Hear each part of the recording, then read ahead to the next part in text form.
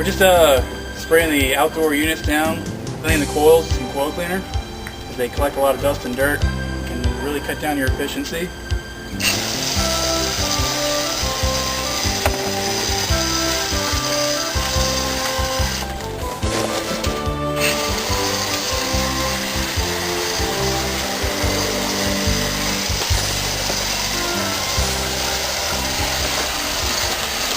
As you can see, the foam is foaming up and getting all the debris out of the fins and the coil.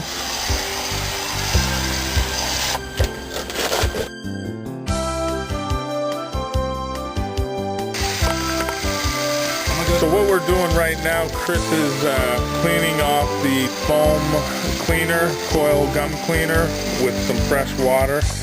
What we do is we let it sit there and work the debris and the dirt out of the coils and the fins for about 5 minutes, and then we clean down the systems with some fresh water. And it's very essential that you keep those coils clean in order to function to maximum efficiency, and it's ideal to do this about once every 6 months.